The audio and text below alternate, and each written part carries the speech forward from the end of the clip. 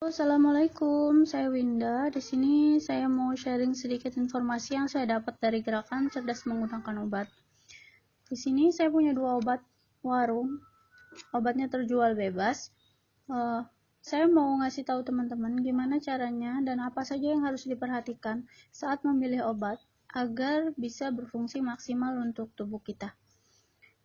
Obat-obatan ini selain mereknya berbeda, ada beberapa item yang berbeda, yaitu salah satunya ini buletannya. Ini buletannya, teman-teman tahu nggak sih fungsi buletannya untuk apa? Ini untuk menandai obat ini obat apa gitu. Di masyarakat Indonesia ada 3 jenis obat, yaitu obat yang keras atau harus dengan resep dokter. Biasanya warnanya buletannya merah seperti ini. Dia tetap ada tulisannya, tuh harus dengan resep dokter.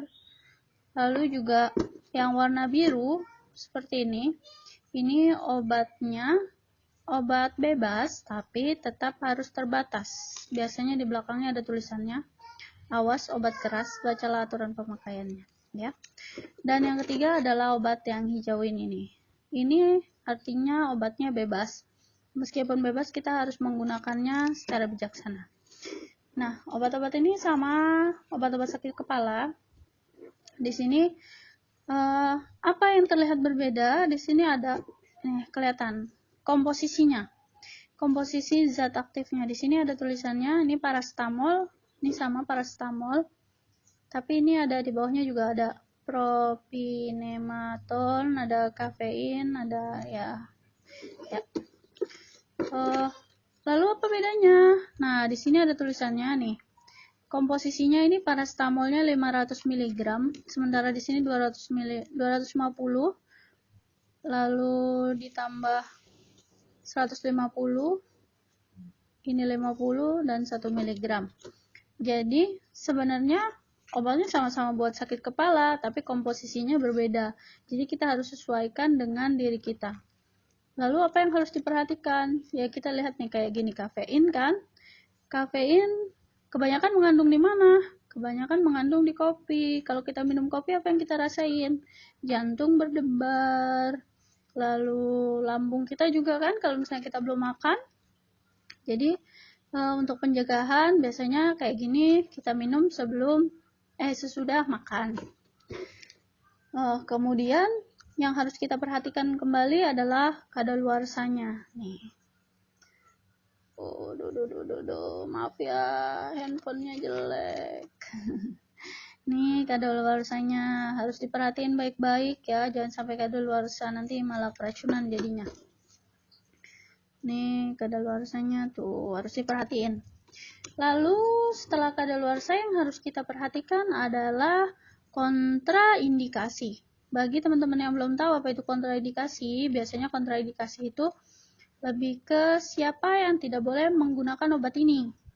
Nah, di sini dijelaskan seperti penderita gangguan fungsi hati yang berat, hipersensitif terhadap paracetamol. Jadi kalau kamu punya masalah fungsi hati, bukan patah hati ya, fungsi hati, jadi harus hati-hati. Hati-hati. Nah, ini di sini juga sama nih. Cuma karena tadi saya udah kasih tahu kan,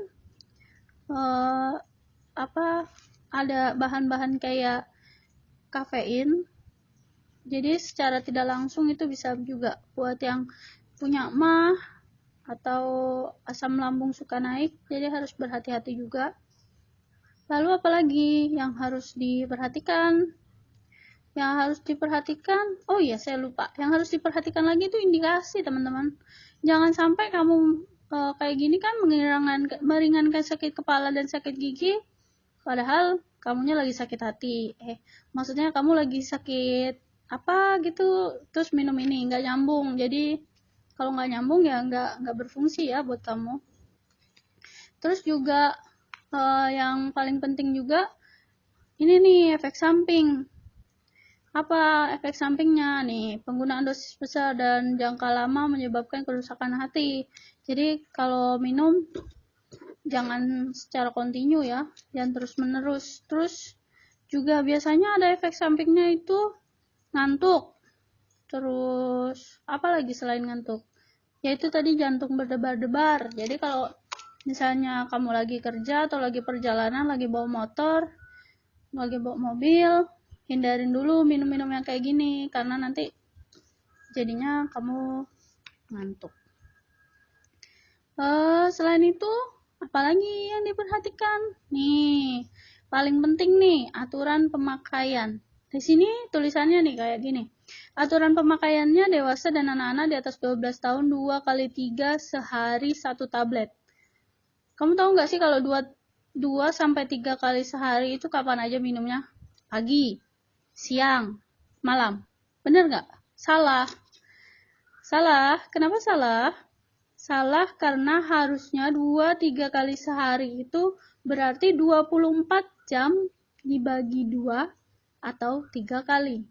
Jadi kalau misalnya 24 jam bagi 2, 12 jam. Jadi misal kamu minum jam 7 malam, berarti kamu harus minum lagi jam 19.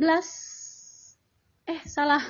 Maksudnya kamu minum jam 7 pagi, kamu harus minum lagi jam 19 malam, gitu 12 jam. Begitupun kalau 3 jam, bagi aja sendiri ya. Saya agak kurang di matematika. Ya, kayaknya segitu dulu ya teman-teman. Nanti kalau ada lagi, nanti bisa ditambahin deh. Terima kasih udah nyimak sedikit video saya. Terima kasih.